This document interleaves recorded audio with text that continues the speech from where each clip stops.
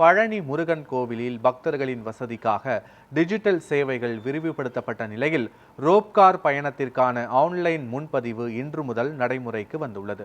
முழுமையான விவரங்களை எமது செய்தியாளர் அஜ்மீர் ராஜா வழங்க கேட்போம். அஜ்மீர் ராஜா, வணக்கம். விவரங்கள் என்ன? பழனி முருகன் கோவிலில் பக்தர்கள் வசதிக்காக பல்வேறு டிஜிட்டல் சேவைகள் தொடங்கப்பட்டு வரும் நிலையில் முதல் கட்டமாக இன்று முதல் ரோப்கார் ஆன்லைன் முன்பதிவு பயன்பாட்டுக்கு வந்துள்ளது.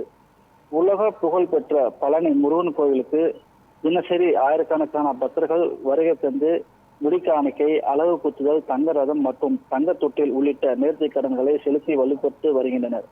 இந்த நிலையில் தமிழக அரசு முதன்மை கோயில்களில் ஆன்லைன் சேவைகளை தீவிரப்படுத்தி வருகிறது. அதன் ஒரு பகுதியாக பழனி முருகன் கோவிலில் கால பூஜைகளில் பங்கேற்கும் மின்னிலுவையில் பயன்பாட்டிற்கான ஆன்லைன் முன்பதிவு வசதி சில நாட்களுக்கு முன்பு தொடங்கப்பட்டன. அதன் தொடர்ச்சியாக தற்போது ரோப்காரில் பயணம் செய்வதற்கான ஆன்லைன் முன்பதிவு வசதி முழுமையாக தொடங்கப்பட்டுள்ளது. பக்தர்கள் கோவிலின் அதிகாரப்பூர்வ இணையதளத்திற்கு சென்று தங்களுக்கு ஒதுக்கப்பட்ட நேரத்தை தேர்வு செய்து ஒரு நபருக்கு அடிவாரத்தில் இருந்து மலைக்கோயில் சென்று வர ₹100 கட்டணம் செலுத்தி முன்பதிவு செய்து கொள்ளலாம்.